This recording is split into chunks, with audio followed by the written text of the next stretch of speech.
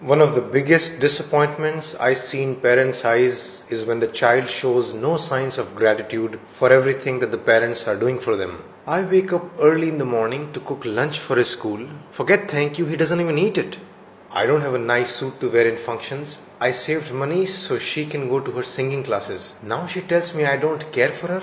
My wife, my in-laws, everyone fought with me that I shouldn't buy my son a new phone, but I did for his happiness. Now I ask him to leave the phone just during exams and he's fighting with me. Forget acknowledging what I did for him, he can't even talk to me nicely. I work all day for these children. I cook for them, clean their room, drop them to school, pick them up, take them to shopping, everything. And I ask them to do one thing for me, and they just say no, just like that.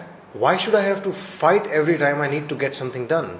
Every time he needs something, becomes all sweet and chatty, Papa this, Papa that, but after the need is fulfilled, doesn't even look at me. I come home from work and he can't even sit with me for 10 minutes. Am I just a money machine for him? What's common in these examples? Parents do so much for the children, but the child shows no acknowledgement, neither through their words nor actions. And then how do parents deal with this? They'll sulk, they'll fight, they try to ignore. They actually don't know much about what to do. So one obvious solution to this could be, why not tell the child everything you're doing for them? But many parents think, why should we have to say something? Can't they see it themselves? I mean, if I have to ask them and then they do something nice, then it's of no value. We don't want to beg for their attention and care. They should do it themselves. Okay, you won't ask. They're not doing it on their own. What's the solution then?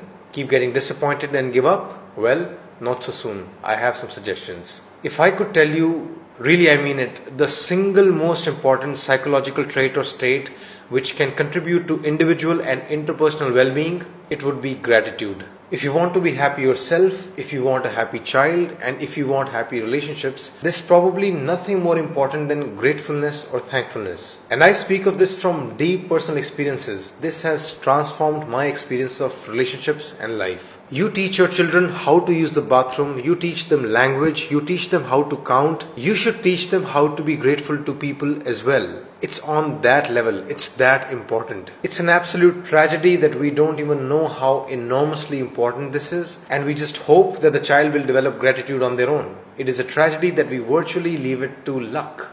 Would you do the same thing for maths? Oh, percentages and fractions? Why should we have to teach? Let her learn on her own. If you ask me the secrets to happiness, really the first that comes to my mind is always gratitude. So, please make it part of your parenting curriculum. And how to do this? I'll give you some ideas. First, learn to be grateful yourself. If you can't, don't even try teaching them. Children, just like any adult, are very good at spotting hypocrisy. In your house, talk about how grateful you are to your own parents, despite the conflicts. Show it through your actions that my relationship with your grandparents may not be perfect, but I'm grateful to them for A, B, C, D, E. Second, interpersonal gratitude is partly dependent on empathy. Unless they actually know the cost you are paying for their lives, unless they can look at your difficulties from your perspective, they won't actually understand the depth of what you are going through for them. So you'll have to tell them very explicitly. If you woke up too early for them and felt drowsy the whole day,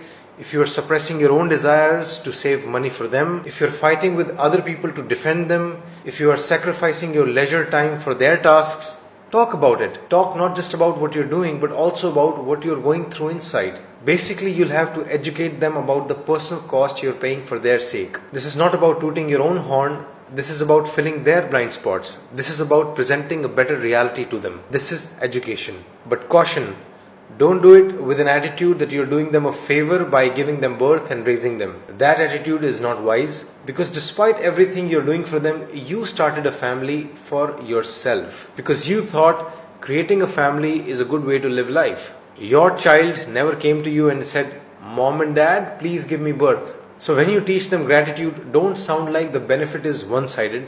You are also deriving the satisfaction of being a parent through them. So keep your patronizing and condescension in check.